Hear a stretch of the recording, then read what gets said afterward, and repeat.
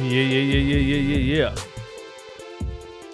Yes, sir. Yes, sir. Yes, sir. Yes, sir. And yes, ma'am. What is up, my people? It is your boy DJ Eastwood, running back Philly. No frauds, no fanboys, no intros. Hit the like button on the YouTube stream. That helps me out on YouTube greatly. If you're listening on Apple Podcasts, Spotify, or any other platform, please leave a review. We are now under Merkle Media as the first sports podcast under Merkle Media. And yeah, we need you to go over there and leave some reviews on the podcast, man. So go to the link is pinned at the top of the chat for the Apple Podcast version of this show. And the audio is professionally mastered and it is beautiful. So if you like this in podcast form, we got you. Yeah, the Philadelphia Eagles lose to the Washington Commanders, and I just want to say, look, first of all, we're 8-0. We were 8-0. Okay, we're 8-1. You're probably not going to go undefeated. This game was like, if you're going to lose one, this is the one to lose. You know, a friend texted me and said, I feel like this is a trap game. This is the one to lose, and it was fluky, man. Fluky. So many weird things happened in this game. Weird things happened in this game. We had 4 turnovers, and they were all 4 very weird, okay? You get the Jalen Hurts dime to A.J. Brown over double coverage, hits him right in the hands, one of the best, if not the best, wide receiver in all of football so far this NFL season. A ball lands right in his hands, and he kind of pops it into the defender's chest somehow for an interception. You get the Dallas Goedert face mask forced fumble from the Washington Commanders. Hurts completes a nice third down conversion. Goddard runs, gets tackled by 2 Washington Commanders defenders. One of them has a full hand on his entire face mask, yanking his neck like a rubber chicken. And he fumbles the ball probably because he thought he was having whiplash, probably because he thought he was getting, taken down from behind by John Wick, or in my day, I was going to name a video game from back in the day where you would walk up behind people and just bam, but I forget what it was called. Then you get Quez Watkins catching a long ball in crunch time, down by 5, with a chance to go on and possibly, and it was looking like Metal Gear Solid, Cyber. Thank you for that. It's late. My brain's not working. That's clutch. Thank you for that in the chat. Metal Gear Solid. What a game. Anyway, then you get the Quez Watkins catches, a 45-yard ball, rolls around on the ground, decides I'm going to get up and run, and gets stripped from behind and fumbles it all in the same play. And then the last one, honestly, I didn't even see what we were doing because I stopped watching the game because it was over. I think we tried to like flip the ball back and do some kind of lateral play to try to keep the game alive, and we fumbled it and ended up being a touchdown for the Commanders, which doesn't count. Doesn't count. So it wasn't 32-21. It was 26-21. A lot of flukes, man. A lot of flukes in this game. But the game ended, and I'm not saying the Eagles played a great game by any stretch of the imagination. The Philadelphia Eagles in the first half of this game defensively looked like the Philadelphia 76ers in the first 7 games of this NBA season. just total lack of awareness, lack of effort, lack of hustle.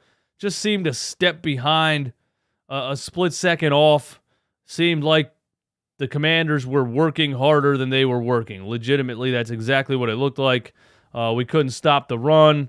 We were playing this passive, John Gannon's favorite 5-7 yard cushion zone defense and letting them have everything over the middle, the slants, the crossing patterns, just sitting in the zone, wide open left, wide open right, which, by the way, Taylor Heinickie absolutely de-slapped Carson Wentz. I mean, the Commanders should never, ever, ever bring Carson Wentz back.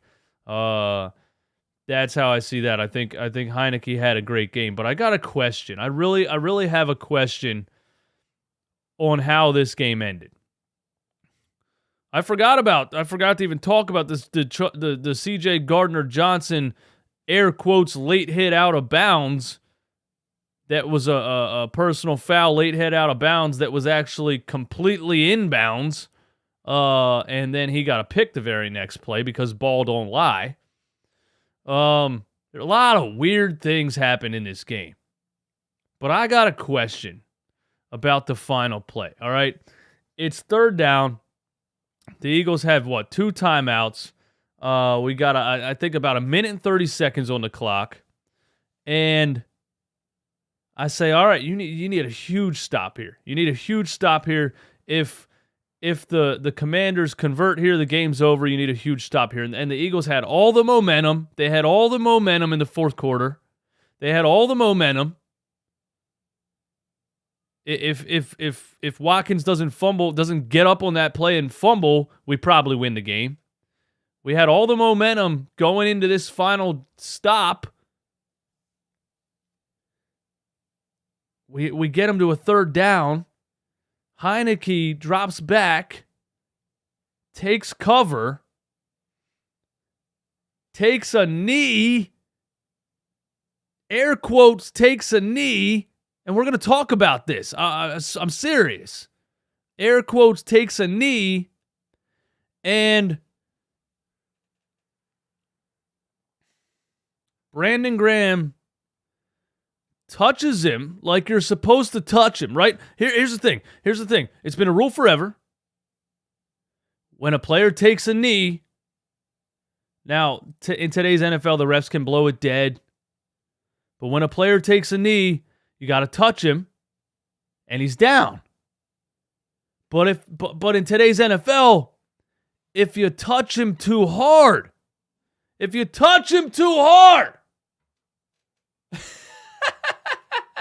in today's soft-ass league, if a guy takes a knee and you touch him too hard, it's a personal foul penalty. Bro, he did not hit him. He came in with 2 hands and touched him too hard. He touched him too hard.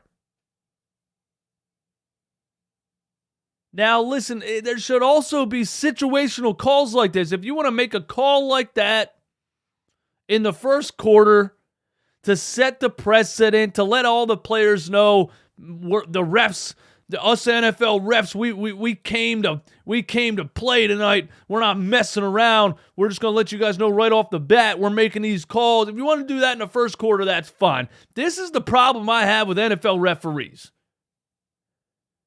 Not only are you going to make a call like that in crunch time, you're going to make a call like that to legitimately end a game.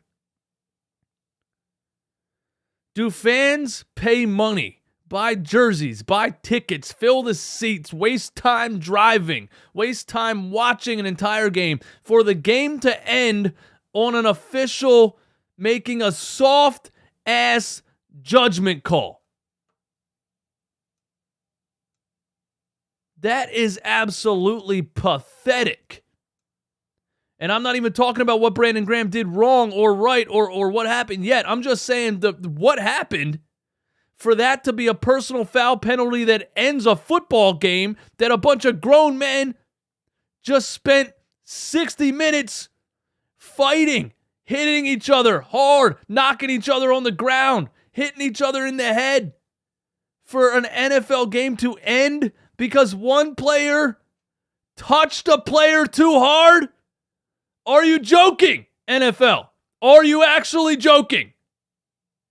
Holy shit. The NFL has become so fucking soft.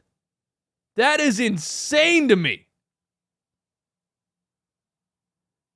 And when I say this, I want you to know ahead of time, I'm not talking about race. I'm talking about a mobile quarterback versus Taylor Heinickie. If that was Jalen Hurts, he 100% would not have gotten that call. That's another problem I have with this. If that was Jalen Hurts, a known mobile quarterback, he would not have gotten that call. But because it was soft, bitch-ass Taylor Heinickie, he gets that call. You know, it's the LeBron James effect. He's so big and strong that when he gets hacked at the rim, they don't know if they should call it or not, right? Jalen Hurts is so big and strong, he doesn't get those calls. But if you're a weak little peanut, if you're a weak little fucking weasel,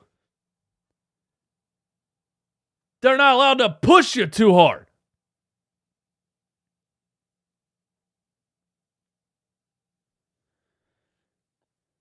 Also this. When I watched the replay, I got even more pissed off. Because Taylor Heinickie did not drop back and take a knee. He did not snap the ball, back up straight forward, and take a knee. He backed up. He looked right. He planted. He planted and cut as if he was going to run with the ball. And then he realized Brandon Graham was coming at him full speed, and he took a knee. He planted to run. He made a football move. There has to be a rule change here. He planted to run. He made a football move and realized the defender was coming at him full speed, and then he took a knee. So there has to be a rule change here. Because if you're telling me every time you're about to get sacked, you can, at the last second, take a knee, and then it's a personal foul because you gave yourself up and the defender couldn't stop, that's bullshit. That's exactly what that is. That's bullshit. And that's a bitch-ass move by Taylor Heinickie. And then he's going to stand up and celebrate and do a first down celebration like you just did something amazing on a football field? Bro, you did something so soft. If I saw that at a Pee-wee football game, I would throw something on the field. That's how soft that was. Just wanted to get that off my chest because that play to end a football game is absolutely unbelievable. I'm not saying the Philadelphia Eagles deserve to win this game by any means. I'm not saying they played a good enough game to win this game. I'm not saying the Washington Commanders didn't deserve to win this game because they showed more fight in the first half and in other parts of the second half than the Eagles did. The Eagles deserved to lose this game because of how they came out defensively. So I see you guys in the chat talking about crying Eagles fans or whatever you're trying to say. I'm not saying that play decided the game and the Eagles deserved to win. I'm saying that play ending a football game is an embarrassment to the NFL. That's what I'm saying.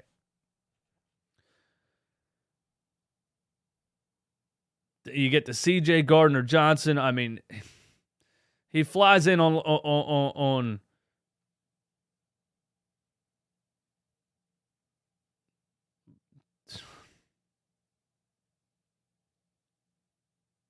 he makes a nice hit. My guy's in bounds. Officials call him out of bounds. Call it a late hit. Late hit out of bounds. Just a ridiculous call. I actually tweeted right when that happened. I said, turnover incoming. Ball don't lie.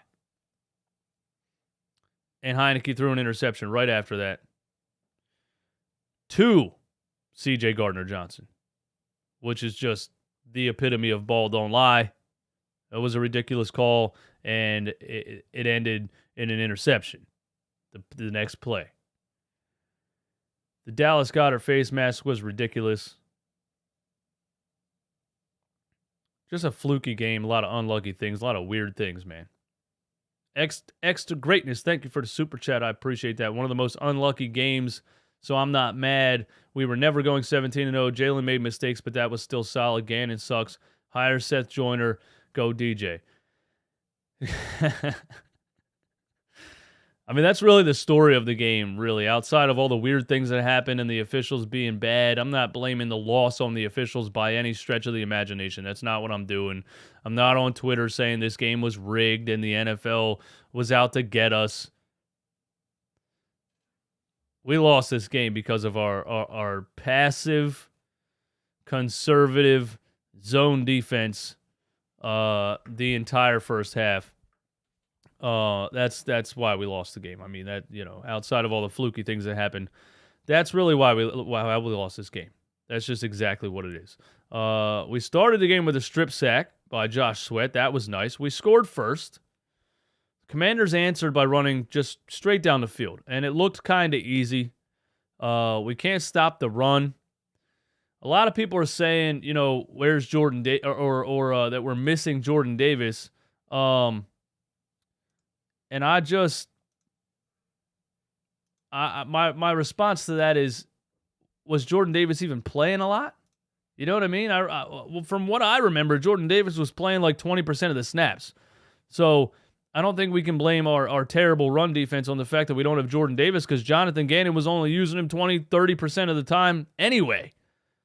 Now, if you look at his numbers, yes, Jordan Davis stuffs the run, and John Gannon should use him a lot more when he's healthy. I agree with that. But this run defense hasn't been good and wasn't good tonight, resulting in Brian Robinson Jr. having 26 carries for 86 yards and a touchdown. But really, the numbers don't look huge, but he had some big-time runs in big-time moments that we needed. We needed some serious stops. And, the one where he drugged the entire defense to the goal line and then just punched it in. It looked soft. That's what I'm saying. It looked soft. Do I care about this game? Absolutely not. Again, you're not going to go 17-0. The Eagles were 8-0. They're 8-1. You're going to lose one. You're going to have a clunker. You're going to have probably 2 or 3, I would assume. But I do think that there is something to be concerned about. And it's the same thing we've been concerned about. It's the same thing that was glaring when the season started against the terrible Detroit Lions. Having to squeak out a win of 38-35 against the Detroit Lions wasn't good. Our defense has not looked. Our secondaries looked great. Our linebacking core has had some moments, but our defense as a whole and our aggression in certain games hasn't looked good. There's games where Jonathan Gannon gets creative. There's games where I see safety blitzes. I see all kinds of creative blitzes and different packages and different fronts. And then there's just games like this where I don't see a whole lot of anything happening on the defensive side of the ball besides people sitting back in a zone and letting a team just kind of chip away down the field. So there is something to be concerned about, We have been playing some pretty bad teams, and when you end up finally playing a really good team, is Jonathan Gannon going to come with the creativity and the aggression, or is he going to play this conservative zone defense because he doesn't want to give up the big play? Remember, the first game he ever coached for the Philadelphia Eagles was against the New England Patriots in the preseason. They lost 32-0, and John Gannon after the game said, "We just didn't want to give up the big plays." But you gave up every play underneath the whole game. So you'd rather lose a game than give up one big play. That was his mindset the very first game he ever coached for the Philadelphia Eagles defense. And he's still that way. He would rather let a team chip away underneath all game than to give up one big play. So there's something to be concerned about. Let me know in the chat right now, man. Let me know in the chat, are you concerned with Jonathan Gannon's defensive strategy and what it could possibly look like against good playoff caliber football teams. Because if you go the season 16-1, 15-2, 14-3, and you get your ass kicked in the first round, then none of this mattered. This mattered because Jalen Hurts is having a phenomenal season, and Jalen Hurts has elevated himself to an elite quarterback status, something you guys know I didn't see coming. What just happened to my cam? Fluky football game. Fluky technology. We should be back right now. Are you concerned? We got a yes in the chat. Yes. Gannon doesn't know how to adjust. We have so much talent, and it's ridiculous. Doesn't know how to adjust. That's a good way to put it, and I think we're seeing that in a couple of different Philadelphia sports. Not knowing how to adjust. Having a game plan coming in, seeing that it's not working, and then just kind of rolling with it. Wyatt, very, very, very concerned about Gannon. Transistor, unfortunately, we deserve to lose this game with terrible ball security and a mostly abysmal performance on defense. If you can't get Taylor Heinickie off the field on 3rd and long, you deserve to lose. I agree with that. I completely agree with that. We should have been attacking him all night. We should have been making him pay for even putting on a jersey and going out there and trying to play quarterback against us. We should have been pounding him into the ground like we were Kenny Pickett in that Steelers game. You know what I'm saying? But we didn't do that. And this is good. This is good. This is a reality check. You're not invincible. You know, this is a reality check. You're not invincible. The NFL, professional sports in general, any given Sunday, these are still professional athletes on the other side of the ball. Just because you're 8-0 does not mean you can't be beat if you come out and look soft, if you come out unprepared, if you come out and just have this kind of lollygagging energy thinking, we're 8-0, it's the Washington Commanders, it's Taylor Heinickie, we're good. You know? Let me go over some more notes that I have of the game, all right?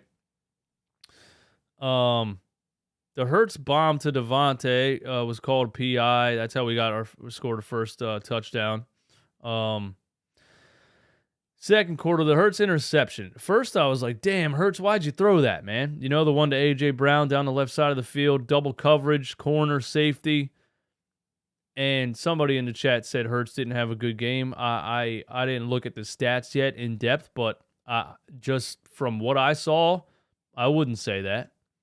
I thought, why'd you throw that ball? And then I watched the replay, and it was on the money. It was on the money. And I just remember his rookie season and last year especially, his deep balls were so unpredictable and so inaccurate. And for him to just do what he did in this offseason, I shed a tear. I feel like I just want to shed a proud tear every time this kid steps up in the pocket and heaves the ball down the field and lands it right in a receiver's hands in stride. I'm so fucking proud of this kid. I really am, man, because I just absolutely did not think it was possible. I just didn't think he had it, man.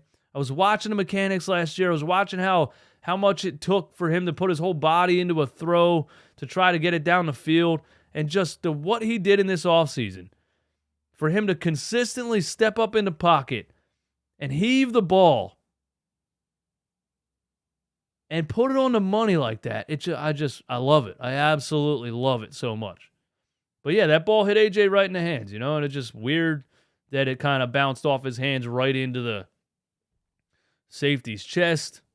But, you know, That ended up being a pick, but it was a perfect throw. The AJ, the Devontae, fucking Quez Watkins. Sorry, man, long day. The Quez Watkins throw at the end there that he ended up getting up and fumbling the ball. That again was a beautiful throw. And when you watch the replay, he throws him open, and I think probably throwing receivers open was the biggest thing Jalen Hurts had to work on this offseason.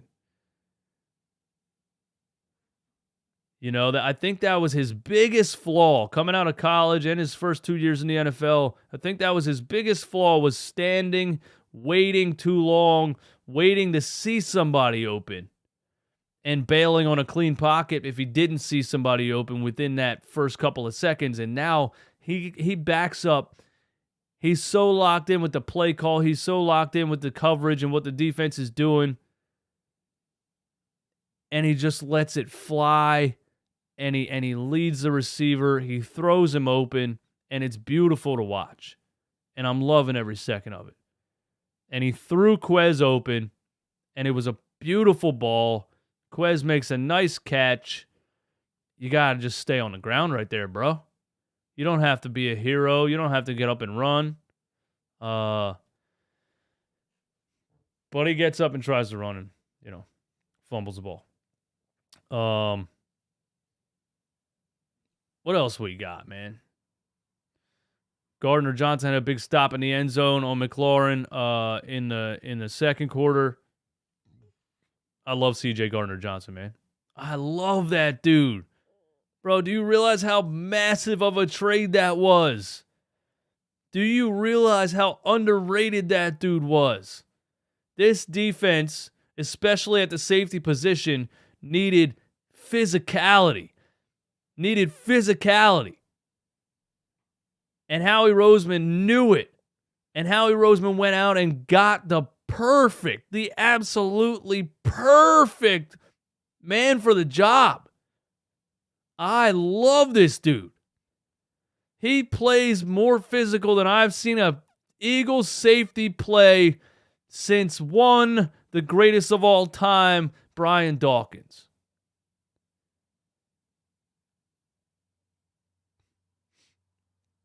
And he pops McLaurin running to the sideline, inbounds, but because it was too hard of a hit, they throw a flag. But because little McLaurin flew 16 yards into the bench, they throw a flag, assuming it had to be out of bounds, right? He flew freaking a mile. He flew outside the stadium. It had to be out of bounds, right? No, it was a clean hit. But they called it a late hit. But yeah, I love Gardner Johnson, man. What a pickup for Howie Roseman. And ball don't lie. I tweeted it right after that play. Right after they called that a late hit, I tweeted, turnover incoming, ball don't lie. Follow me on Twitter at IamDJ Eastwood for my live tweets during games. And right after that, Heinickie lobbed that one up to the left side, and Gardner Johnson gets an interception. I believe he's leading the NFL in interceptions. Correct me if I'm wrong. That was beautiful. Kavon Wallace sighting. Kavon Wallace hit McLaurin on a big third down, too. And wrapped up. Very nice tackle, holding him, stopping him from getting to the first down marker. And ever since drafting Kavon Wallace out of Clemson, speaking of Brian Dawkins, the kind of expectations you put on drafting a safety out of Clemson to the Philadelphia Eagles. Haven't seen much of Kavon Wallace over his short career so far. So, he got on the field a couple times, made a couple of plays. I was happy to see him. And I love Kavon. I love the fact that Kavon Wallace probably isn't very good when it comes to NFL standards. But every play, he's trying to kill somebody. I like that. Go make a hit. Go make a hit. Go make a hit. I like that. We go down 17-14 in the first half. The Commanders had a 16-play drive for 87 yards. It took 7 minutes off the clock. The first half was very bad defensively. We go 3 and out. Right after that, a drop by Gainwell, and then A.J. Brown falls down on a comeback route. And yeah, somebody in the chat said, was A.J. Brown playing injured? He did not look like himself at all in this game. So we'll find out, what's up with him if he is injured or not. The end of the second quarter, I thought, embodied, this game. The end of the second quarter, I thought, embodied this game. And yeah, Noah, when you really look at the stats, you could talk about the play calling and not running the ball enough. But the end of the first half, I thought, embodied this game. We had 1 minute and 30 seconds left in the first half. And we have the ball. And we play the most, just effortless. It looked like we kind of knew the first half was already over, so we don't really care. It was so lame what we did with that 1 minute and 30 seconds left in the second quarter. A little flat throw or a little over the middle throw to Gainwell, and he drops it. Then we run Hurts drops back and throws one to the flat to Gainwell for a couple yards. And then A.J. Brown falls down on a comeback route. That was what we put together with 1 minute and 30 seconds left in the second quarter. The Commanders, on the other hand, get the ball back with 30 seconds and show fight and show drive and show just want and will to do things. And they actually end up in field goal range. Couple throws over the middle that were wide open with that Eagles zone. And they end up in field goal range, and they kick a 58-yard field goal before the half is over. So I just thought that really showed me what was happening in this game. I just saw a lot more fight out of the Washington Commanders than I did the Philadelphia Eagles in the first half. And we showed some fight towards the end of the game, but the first half is the reason we lost. So we're down 20-14 at halftime, our first time trailing at halftime all season. And the home fans boo the 8-0 Philadelphia Eagles. I love that. I love that. I love this fan base, bro. We don't care if you're 100-0. If we pay money and spend time coming down to the stadium to watch the game, and you're being paid millions and millions of dollars, and you come out here and show a lack of effort, and you come out here and look like you don't care, we are going to boo you. Boo! Try harder. Try harder. Philly fans don't like a lack of effort. I remember when the Sixers were 10-72. They were a horrendous team. Nobody expected them to win anything, but there was a game that they lost to the San Antonio Spurs by 55 points. And the whole arena was booing. Not because they sucked. We knew they sucked. But because they were out there and looked like they were not trying. You know what I'm saying? We don't like that shit. Try. So the Eagles are 8-0, but they come out this first half and kind of look like they don't care. They look like they weren't trying that hard. So, boo! Try harder. They deserve that shit. I like it. Washington's drive since the opening drive strip sack in the first half. They had a 13-play drive for 75 yards and a touchdown. They had a 12-play drive for 49 yards and a field goal. They had a 16-play drive for 86 yards and a touchdown. And they had a 7-play drive for 30 yards into field goal range at the end of the second quarter. The time of possession in the first half, the Washington Commanders had the ball for 23 minutes and 49 seconds. The Philadelphia Eagles had the ball for 6 minutes and 11 seconds. We got absolutely manhandled in all aspects of the game in the first half. Devonta Smith got a touchdown on a broken tackle. That was nice. Commanders get the face mask forced fumble combination, the old face mask fumble and Dallas Goedert. They kick a 55-yard field goal. Watson fumbles the ball.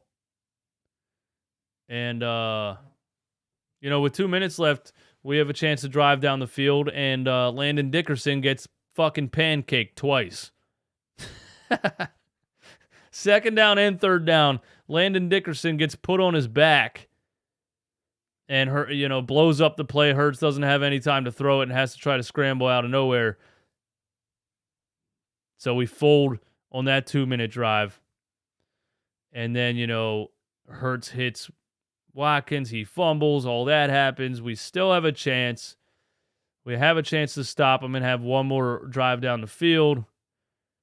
Heinickie plants right, goes left, gives the illusion that he's running the ball, and then at the last second takes a knee as the defender's coming at him full speed, and Brandon Graham pushed him too hard. And the soft-ass pussy referees in the soft-ass NFL called it a personal foul, roughing the passer. And this little dork actually gets up, celebrates, and points like he did something amazing. And they interviewed him after the game. And honestly, I'm not mad at him for it. It's the NFL rules. And they asked him after the game, and he said, I was just trying to down the ball to keep the clock running, and they made a mistake. And he had this little smirk on his face, and he's like, they made a mistake. He didn't say they hit me. He didn't say I took a knee and somebody hit me. He said they made a mistake, which tells you even Taylor Heinickie doesn't think that he got hit. Taylor Heinickie thinks that he got touched too hard, and according to NFL rules, that's a penalty. So he basically said it in that postgame. They touched me too hard, and that's against NFL rules. They made a mistake. I'm not even going to sit here and say Brandon Graham should have dove out of the way or Brandon Graham, did something wrong. This is an NFL football game. Quarterback takes a knee, you're coming at him full speed. You put two hands on him and kind of push him a little bit with the game on the line, and that ends the game. That's crazy. That's just crazy. That's it. That's where I'm at with it. Noah Berry says DJ Miles had 2 runs in the first half. Are you kidding? Yeah. We got to look at that, man. In a game, and the Eagles, with our offensive line, we should be trying to control every game on the ground. We should be. We should be trying to control every game on the ground. And we didn't do that. And honestly, Jalen Hurts only having 175 total yards is probably because we were hardly on the damn field. Like I said, we only had 6 minutes and 30 seconds of possession in the first half. So people might look at that stat line and say Jalen Hurts didn't have a good game. He finished the game with 175 yards. He didn't have many opportunities. Our defense couldn't get off the field.